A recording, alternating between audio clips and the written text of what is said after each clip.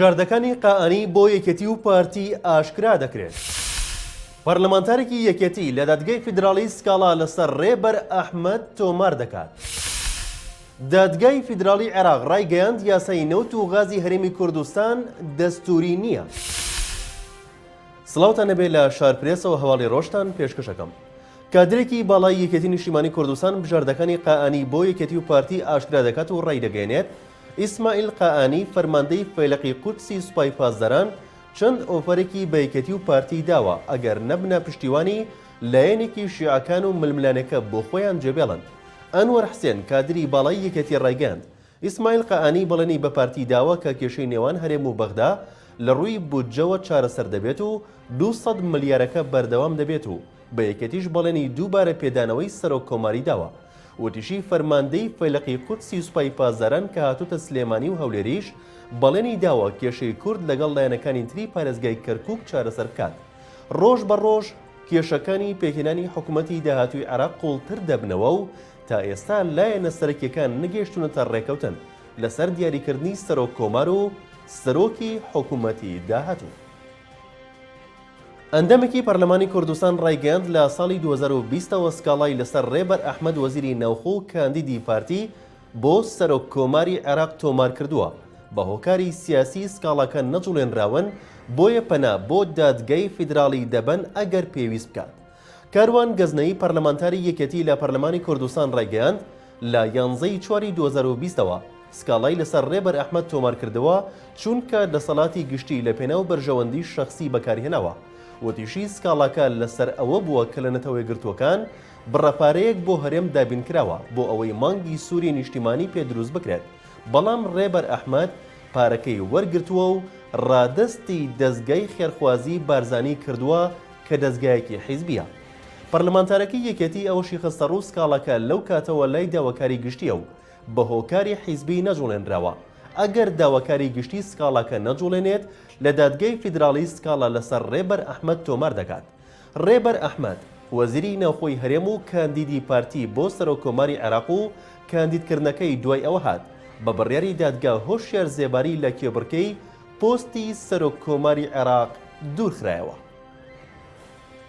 دادگای فیدراڵی عێراق بڕیاریدا فرۆشتنی نەوتی هەرێم بەسەربەخۆ نایاساییە و دەژڵێت فرۆشتنی نەوت لەلایەن هەرێمەوە نادەستوریە.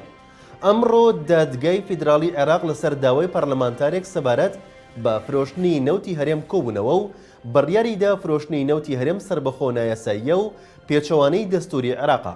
هاوکات دادگا بڕیاریدا حکوومەتی هەرێم پابند بێت بە وەزارەتی نەوت و دیوانی چاودێری دارایی عێراقیش بە دوادەچوون بۆ فرۆشتنی نەوت و غازی هەرێم دەکات.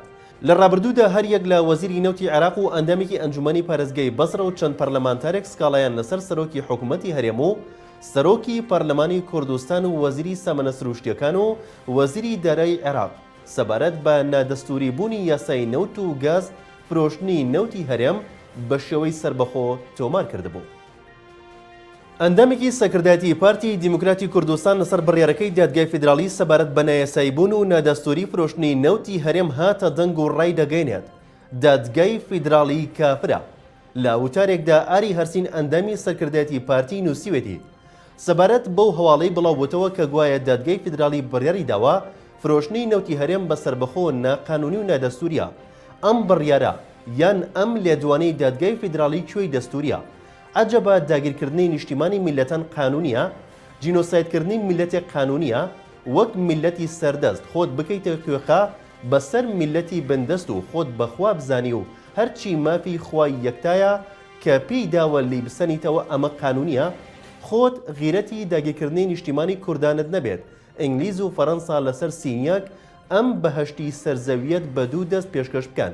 ئێستا تازە بە تازەی غیرەتت پەیدا کردبێت کە باز لە فرۆشتنی سەروەت و سامانی نیشتیمانی ئێمە بکەیت. جەختیش دەکاتەوە دادگای فیدراڵی کافرە چونکە بە پێچەوانەی فەرمایشتەکانی خۆی گەورە هەڵسوکەوت دەکات. ئێمە میلەتێکی سربەخۆین و هیچمان لە میلەتانی دیکەی سەرزەوی کەمتر نییە. حەقم نییە بەسەر ئەو خۆفرۆشانەی کە لەبەر لاوازی شەخسیەتیان بوونەتە نۆکەری هەندێک لە برا عەرەبەکان. بەڵام هەر کوردێک خاوەن شەرەف و کەرامەت بێت نابێت میلەت و نیشتیمانی خۆی بە هەرزان بە جوولەکە ئینگلیز، تورک یان عەرەب یان هەر میلەتێکی دیکە بفرۆشێت. فڕۆکە جەنگەکانی تورکیا چەند شوێنێک لە سنووری برادۆسی سەر بە ئیداری سەربەخۆی سۆران بردومان دەکات. پەیامنەری شارپرێسیش زانیاری زیاتری لەو بارەیەوە ئاشکرا کرد. بە گوێرەی زانیاریەکانی پەیامنەری شارپرێز لە سنووری برادۆسەوە لەگەڵ فڕۆکە جەنگەکان فڕۆکەی چاودێری درۆنیش بە ئاسمانی ناوچەکەدا سوڕاونەتەوە. پەیامنەری شارپرێز ئاشکراشی کرد تورکیا بناری چیای هەڵگورد و کوونەکۆتری بردومان کرد و زیاتر لە کاتژمێرێکی خایاندووە. ئەو شوێنانەی بردومان کراون دوورن لە گوند و ئاواییەکانەوە. لە شارپرێسەوە هەواڵی ڕۆژتان پێشکەشکرا شاد و بەختەوەربن.